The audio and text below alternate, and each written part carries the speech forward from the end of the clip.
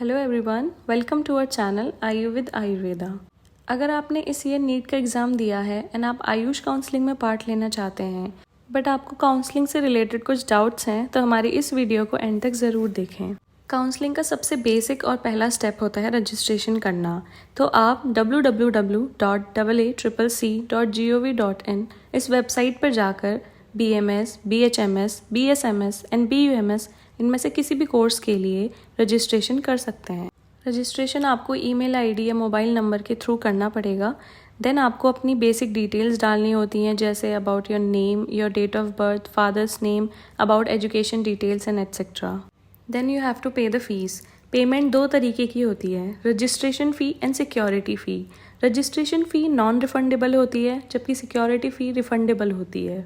इसमें से रजिस्ट्रेशन फ़ी government colleges के लिए 500 रुपीज़ फॉर SC और ST category and 1000 rupees for UR, EWS and OBC categories and 5000 for deemed and private colleges. Security fees की बात करें तो all India quota and state quota के लिए 10,000 while for deemed university it is 50,000। Rounds की बात करें तो मेनली 4 राउंड्स होते हैं, round 1, round 2, round 3 that is mop up round and stray vacancy round. In case of government seats सारे ही rounds online ही होते हैं but deemed universities stray vacancy round को ऑफलाइन भी करा सकती है। रजिस्ट्रेशन के बाद नेक्स्ट स्टेप होता है चॉइस फिलिंग। चॉइस फिलिंग की बात करें तो वो प्रोसेस जहाँ पर आप कॉलेज सेलेक्ट करते हैं।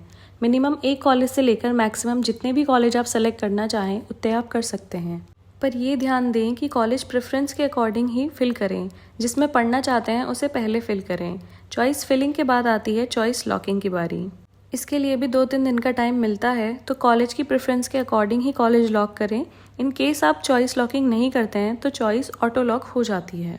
अब रजिस्टर्ड कैंडिडेट्स में से जिन स्टूडेंट्स ने चॉइस फिलिंग एंड लॉकिंग की होती है उन्हें कॉलेज अलॉट हुए हैं या नहीं, इसकी एक अलॉटमेंट लिस्ट बनकर आती है। तो ये पूरा प्रोसीजर है राउंड 1। एंड अब राउंड 1 के रिजल्ट की बात करें तो 2 सिचुएशंस निकल कर आती हैं, या तो आपको सीट अलॉट होगी या फिर नहीं होगी। तो इन केस आपको सीट अलॉट नहीं होती है तो आप सेकेंड राउंड की काउंसलिंग के लिए अप्लाई कर सकते हैं। एंड अगर आपको सीट मिल गई है यानी कि एडमिशन हो गया है तो उस पर्टिकुलर कॉलेज में एडमिशन लेकर फॉर्मेलिटीज़ पूरी कर दीजिए। जस्ट इन केस आपको ऐसा लगता है कि आपको और अच्छा कॉलेज मिल सकता है और या फिर ये कॉलेज आपकी पसंद का नहीं है तो भी आपके पास 2 ऑप्शंस बचते हैं, या तो आप फ्री एग्जिट कर सकते हैं या फिर आप अपग्रेडेशन के लिए अप्लाई कर सकते हैं।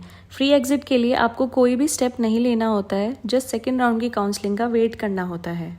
एंड अगर आप अपग्रेडेशन के लिए ऑप्ट करते हैं तो आप फर्स्ट राउंड के कॉलेज की सीट को होल्ड पर रखकर सेकेंड राउंड की काउंसलिंग कर सकते हैं। इसमें इंपॉर्टेंट बात यह है कि अगर आपको सेकेंड राउंड में आपका सेलेक्टेड कॉलेज नहीं मिलता है तो आपको अपने फर्स्ट राउंड की सीट वापस मिल जाएगी।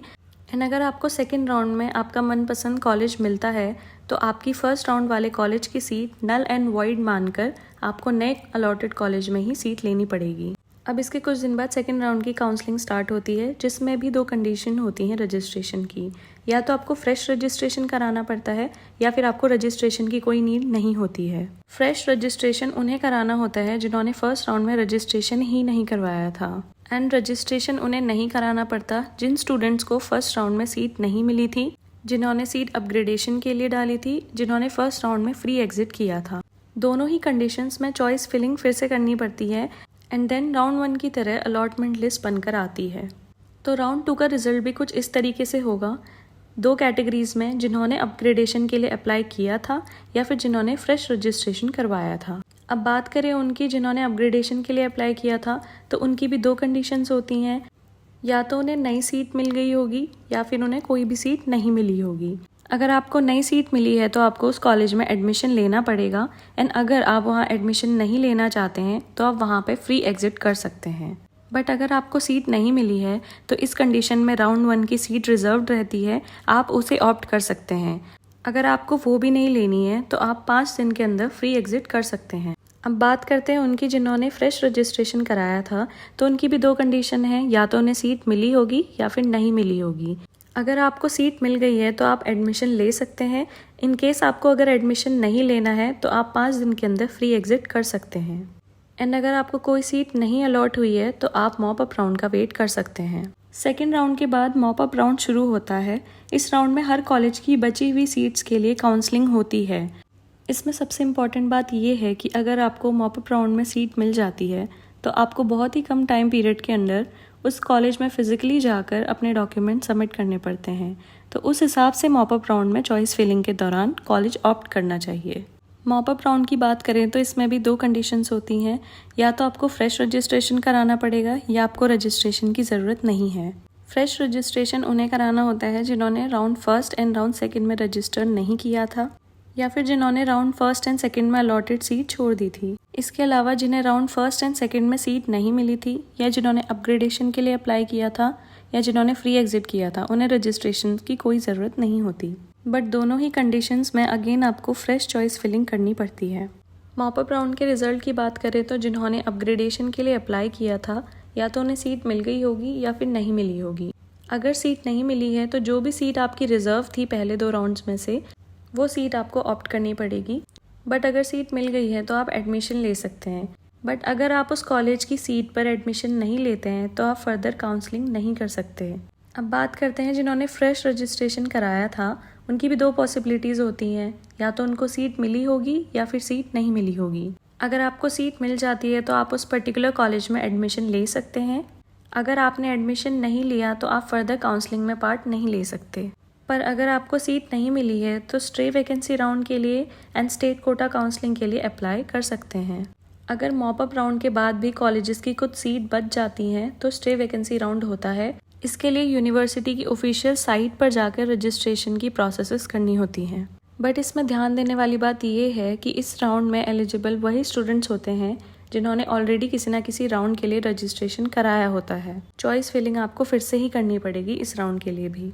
तो ये पूरा प्रोसेस है राउंड वाइज काउंसलिंग से रिलेटेड। अब बात करते हैं कि डॉक्यूमेंट्स क्या क्या चाहिए होते हैं काउंसलिंग के लिए। Allotment letter, admit card for NEET UG result और rank letter issued by NTA, date of birth certificate, class 10th pass certificate, class 12th pass certificate या फिर मार्कशीट, माइग्रेशन सर्टिफिकेट और ट्रांसफ़र सर्टिफिकेट, आपका identity proof जो कि Aadhaar card, PAN card, driving licence, passport या फिर voter ID में से कुछ भी हो सकता है, medical fitness certificate issued by registered medical practitioner, domicile, category certificate और सब category certificate if applicable and सब अपडेटेड होने चाहिए। 8 पासपोर्ट साइज़ फ़ोटोग्राफ्स, एंड ये फ़ोटोग्राफ सेम होनी चाहिए जो कि आपने नीट UG के फॉर्म फिल करने के टाइम पे दी थी। तो ये था पूरा काउंसलिंग प्रोसेस और डॉक्यूमेंट से रिलेटेड चीज़ें। We have tried to cover all the aspects related to this counselling procedure and the documentation. I hope this will make you a little clear about the counseling process. So if you like the video, please share it and subscribe to our channel and comment down if you have any queries related to this topic. Thank you all and have a great future ahead.